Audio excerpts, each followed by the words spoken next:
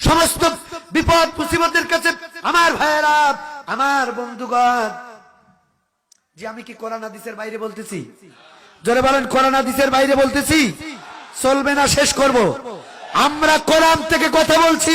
আমার জীবনে আমি কাউকে পরোয়া করি না, কোন হুমকি ধুমকি চোখ রাঙ্কানা কোন ধমক আমি পরোয়া করি না।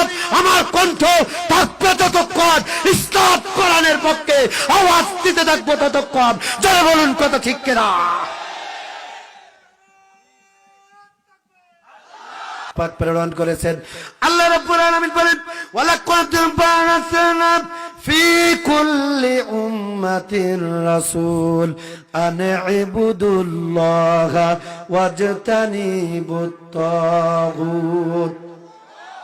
আল্লাহ রাব্বুল আলামিন বলেন, এই পৃথিবীতে যত নবী রাসূল প্রেরণ করা হয়েছে, যুগে যুগে যত নবী রাসূল প্রেরণ করা হয়েছে, সমস্ত নবীদের এই দুনিয়ায় একটা মাত্র স্লোগান ছিল। কয়টা? জোরে বলেন, আওয়াজ করে বলেন, কয়টা? স্লোগানের নাম আনে আবুদুল্লাহ, গোলামি আর দাসত্ব করা লাগবে কার? আর আমরা সেই বিশ্ব নবীর উম্মতেরা। বাংলাদেশে দলের অভাব নাই।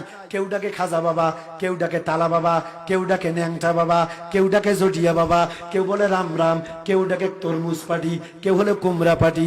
আবার কেউ যদি নারায়ে তাকবীর আল্লাহু আকবারের স্লোগান দেয়, আল্লাহর জমিন থেকে এই স্লোগান নিশ্চিহ্ন করবার বিরোধী রাজনীতিও করে মুসলমান। কথা বলেন, কত পার্টির কোনো শেষ নাই। অথচ আল্লাহ পাক বলেন, পৃথিবীতে যত নবী রাসূল ছিল, সমস্ত নবীদের একটা মাত্র স্লোগান ছিল, তাদের মিশন ভিশন ছিল একটা, আনে আবুদুল্লাহ, গোলামি আর দাসত্ব করা লাগবে কার? ভাইয়ের আমার, তারই ধারাবাহিকতায় হযরত ঈসা আলাইহিস সালাম তিনি যখন নবী দাওয়াত দিচ্ছেন, আনে আবুদুল্লাহ, এক আল্লাহর দিকে মানুষকে ডাকতেছেন। একটু মনোযোগ দেন। হযরত ঈসা আলাইহিস সালাম যখন ডাকতেছিলেন, তার কওমের লোকেরা, জাতির লোকেরা গভীর রাত